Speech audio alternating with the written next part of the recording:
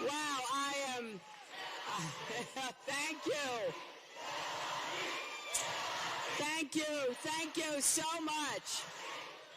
I am so excited to be back in the city that hosted the greatest convention. I can't tell you, as I've been traveling across the country, how many people have said to me how much they loved being in Philadelphia. And believe it or not, there are some people who hadn't been to Philadelphia before the convention, and they left loving this city, and I can't thank all of you enough for all the hospitality. I want to thank my longtime friend, Congressman Bob Brady. Thanks to Mayor Jim Kenney, State Senator Vincent Hughes, State Representative Dwight Evans, Councilwoman Janie Blackwell, City Council President Darrell Clark, a longtime friend of mine, former City Councilwoman Marion Tosco, and all those who spoke in the pre-program, and to everybody gathered here. It is exciting to be back, and as you heard, we want you all to register to vote. We have places to register because we don't want you on the sidelines come November. This is the most consequential election. The stakes could not be higher. And we want everybody in Philadelphia, everybody across Pennsylvania, to be part of a great victory in November, and then the future that we're going to build together. Have any of you been watching the Olympics? Oh, I got to tell you, I am a big Olympics fan. Those athletes, what they give up, the sacrifice, the work. I understand that Philadelphia's own Nia Ali just made the first round heat in the 100-meter hurdles today. But Team USA is showing the world what this country stands for. I am proud of our team there, and I'm proud of the incredible teamwork that they show. I was thinking the other day, when Donald Trump speaks, he speaks about fear. He speaks about such negativity and such pessimism. And then I watch the Olympics, and it's exactly the opposite. You have young people going out doing their best every day to get prepared to compete. And that's what we're going to do in America.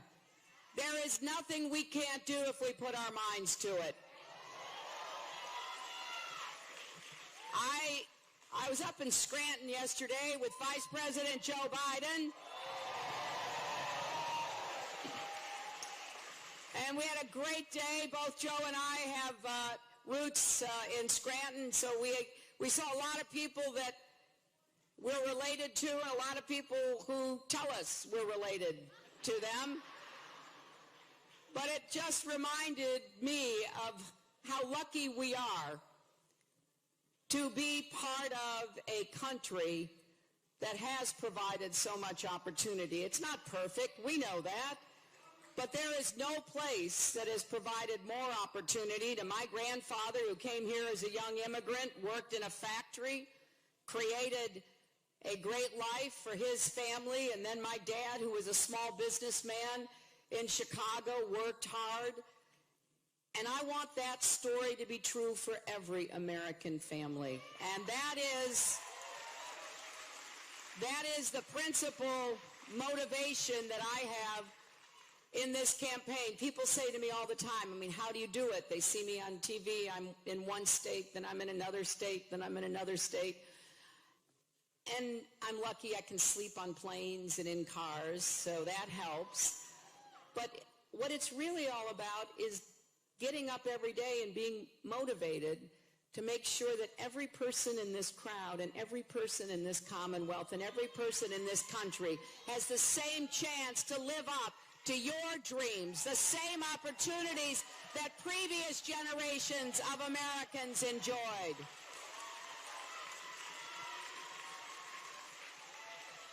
And that's why we're going to keep talking about what kind of jobs we're going to create. I met the principal of this beautiful school a little earlier. And I met two of her students who are about to graduate right there. Thank you both. Young man is going into the Navy. Congratulations. We need you. Young woman wants to be a surgeon. Thank you. We need you. I met another young woman. Who told me she wanted to be a surgeon, and people tell her, oh, she can't be a surgeon. I don't remember where she went, this young woman. But don't you believe it. Don't you believe it. We're going to lift people up. We're going to help every single person in America live up to those dreams. And we're going to do it by creating more good jobs, jobs in infrastructure, jobs in advanced manufacturing, jobs in clean energy. We're going to do it by investing in education, from early childhood education all the way into lifelong learning. I want to thank the mayor again for his commitment to early childhood education. I want to thank the superintendent who I met earlier, Superintendent Height, for his commitment to early childhood education. And I particularly want to thank all the teachers and educators in the audience who make dreams come true.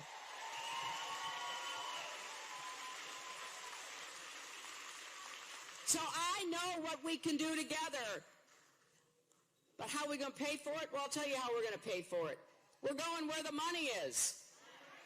We're going after the super wealthy. We're going after the corporations. We're going after Wall Street so they pay their fair share.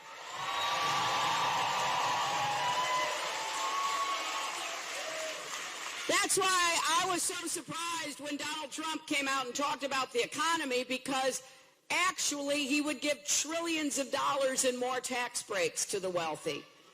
He wants a new tax loophole that we call the Trump loophole that would actually help him and everybody else who is really wealthy to cut their tax rate in half on a lot of their income. He wants to eliminate the estate tax, which does nothing for 99.8% of all Americans. But, you know, if Trump is as wealthy as he claims to be, it would save his family $4 billion. Now, I got to tell you, I could find a much better use for that $4 billion. Early childhood, helping our veterans, helping our law enforcement do what they need to do, helping more people get the job training and the skills training. In fact, we could hire 95,000 public school teachers for $4 billion. We could actually double health care for our veterans for $4 billion. And we could invest in more infrastructure, affordable housing, and small businesses for $4 billion right here in Pennsylvania. So I think we know what we need to do. The question is whether we will do it, and that all comes down to who shows up and votes. That's why we have been registering voters in our campaign. We launched a drive to register 3 million voters and get those voters to commit to vote, because it doesn't do you any good if you're registered and you don't show up, right? So we've got people waving over there. They've got their voter registration forms for you. And we want you to be part of this. So here's what I'm asking. I'm asking you to register yourself, and I'm asking you to ask everybody you know to register. Because when we do that, we make a commitment that we care about what's going to happen in this election. And we also care about winning back the Senate, making the Senate Democratic again.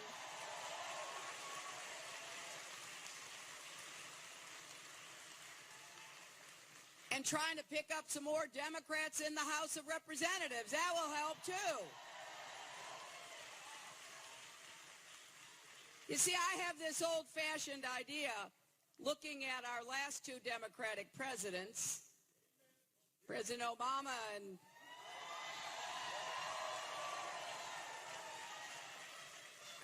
and a guy named Clinton, that we got a lot done for America when they were in office, right?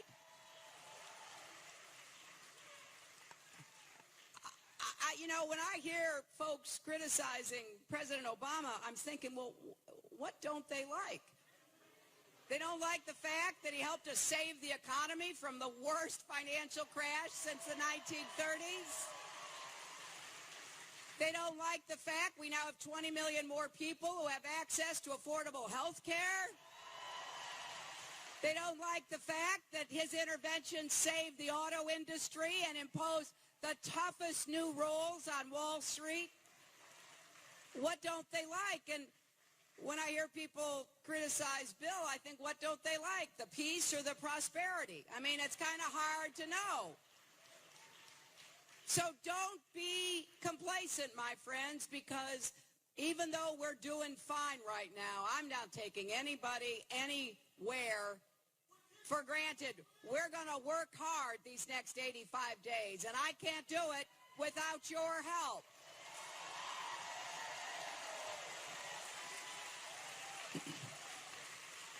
Now, we have packets for you at the doors, so you can also canvass. Meet your neighbors. Canvass across West Philly after this event. This evening, we're opening our Southwest Philly office on 52nd and Cedar. Stop by. The deadline for registering is October the 11th. So we have work to do, but here's what I promise you. I promise you that we're going to go not only as hard as we can to win this election, but then to go as hard as we can to achieve the results that the country needs. And that's why I talk specifically about what I want to do. I know that some people make fun of me. They say, oh, she has all these plans, and you can go to my website and read my plans. But I'll tell you, you know why I do that? Because I want you to know what I'm going to try to do so that you can both help me and hold me accountable for doing what I told you I want to do.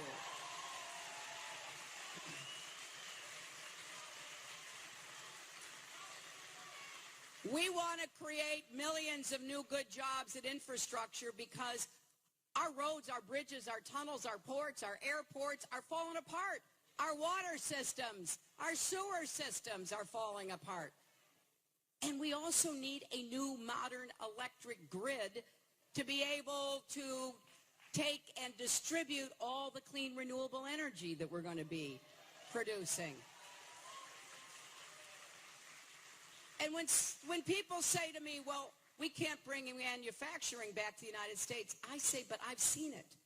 I have seen what we can do. I have been in plants in Pennsylvania, in Ohio, across America, who are doing just that. And when I meet the people, there is such pride and dignity. When I was in Johnstown Wire Technologies on our bus trip with Tim Kaine, and I met people working there, I met a young Marine veteran. He's been there now for a couple of years. He is as proud as he can be because he's making something that really makes a difference and that is exported around the world from Johnstown, Pennsylvania. So, don't tell me we can't make things. I know we can. I was in a plant outside of Detroit last week. It used to be an auto supply plant. And then in 2000, it was started in 1955 by the grandfather of the guy who's the chair of their board now. In 1955, they started. They were making auto parts. Then in 2000, their main customer, one of the automakers, moved a lot of their production. Now, they could have been really just broken by that. They could have said, you know what, we got to close up shop. But But that's not what they did. They were so determined to keep that business going. So they said, what skills do we have? What can we do now? And they got into the aerospace business. So there I saw the nose cone of a F-35. There I saw the parts they're making for NASA for the rocket that will take astronauts on the manned mission to Mars in Warren, Michigan, a place that used to make auto parts, which is now literally making rocket parts. And you know what I thought? I thought, wait a minute, this could have been one of those sort of, poor me stories. We can't do it, we can't compete, but instead people got up and said, yes, we can, and yes, they did, right? And I started looking at the machines that they were using. A lot of precision machines made in Germany, made in Japan, made in Italy. And I said to the workers there, could we make those machines? They said, you bet we could. If we have the right partnership between our government and manufacturing, we can have a renaissance in manufacturing and jobs that will give people good livings and the pride and dignity of work. And here's something we don't say often enough. More than half of the jobs that are predicted for 2020 are not going to require a 4-year college degree. So I want to make college affordable for everybody, and we're going to get that done. I want to help you refinance and pay down your student debt if you already have that.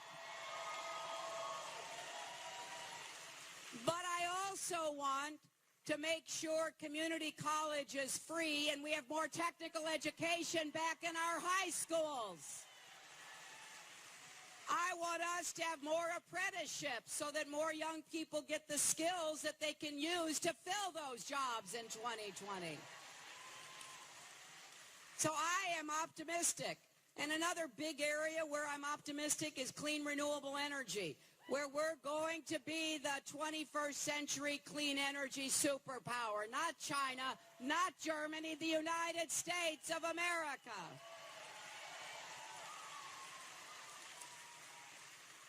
So I know we can do this. We got ourselves out of the worst financial crash. We're standing. Now we're going to start running again. And we are particularly going to focus on young people who have been left out of education and the job market, and middle-aged and older people who have lost jobs and need new skills to be able to compete and win again in the job market. And while we're doing that, we're going to start at the very beginning with the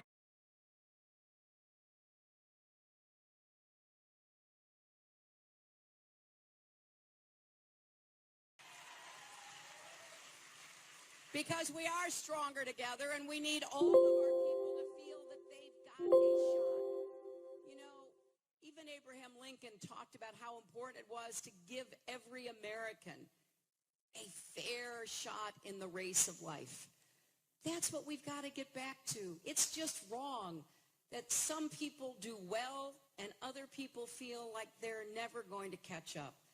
So I want to be a president for not only Democrats, but Republicans and independents too. I want to be a president for the struggling, the striving, and the successful. I want to be a president for those who voted for me and those who don't vote for me, because we are all in this together.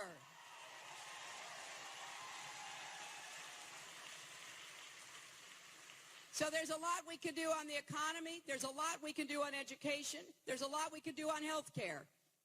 We are going to build on the Affordable Care Act, and we're going to get the costs of premiums, co-pays, and deductibles down, and we are going to tackle the high cost of prescription drugs. And we are going to do more to help people deal with mental health and addiction problems.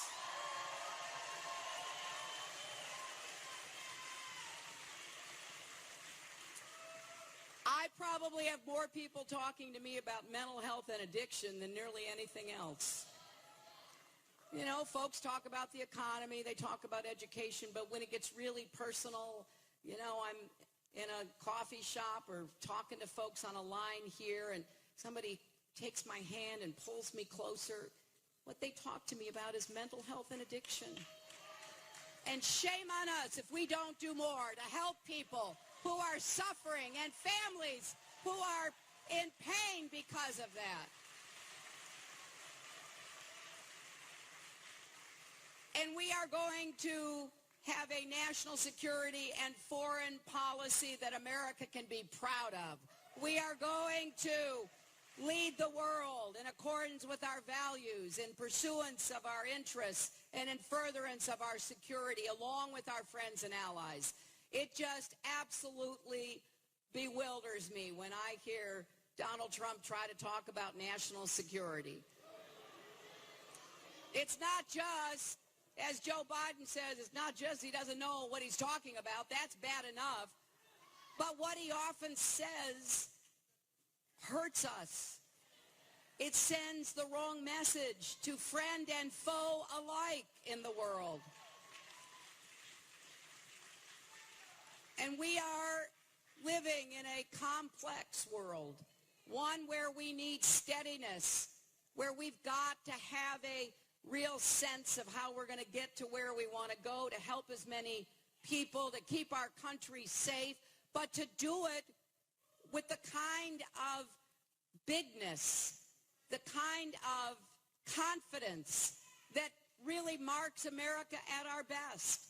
You know, sometimes when I hear Trump talking about how we should all be so afraid all the time, and then I find a few minutes to watch the Olympics, I think, my goodness, you know, when you go out and compete, not everybody can win, but you got to do your best.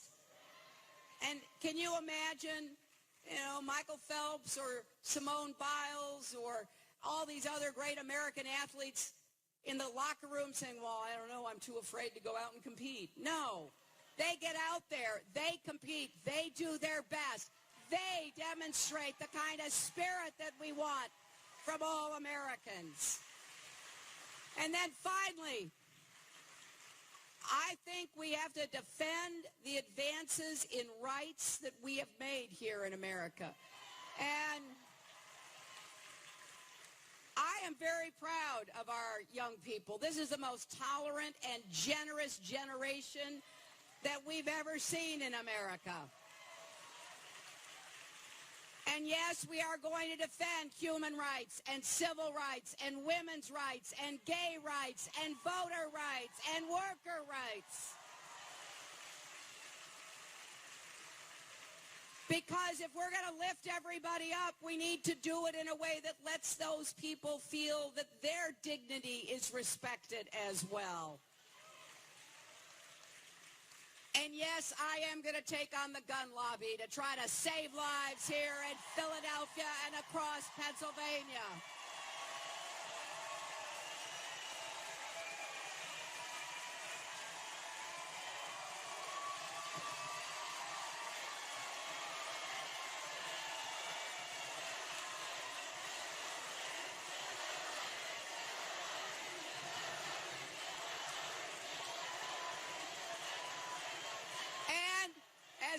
As I said here in Philadelphia in my speech, that doesn't mean I want to abolish the Second Amendment. That doesn't mean that I want to round up people's guns. What that means is I want to keep you from being shot by somebody who shouldn't have a gun in the first place. We can't let this go on. We need comprehensive background checks. Close the gun show loophole, the online loophole. We need to pass a law finally that says people who are on the terrorist watch list can't buy weapons in America. So I'm excited about what we can do, but first we got to get there. So let me thank you for being out here on a hot August afternoon at this beautiful high school. And let me ask you to be sure to register to canvass to be part of this campaign, because I'm not trying to just win an election. I'm trying to build a base of voters who understand that we've got to stand up for these rights. We have to work for these causes. We have to be committed to these goals, who will get up with me after the election and work to make sure that we actually deliver the results that we all know we need. So, my friends, let's go to work.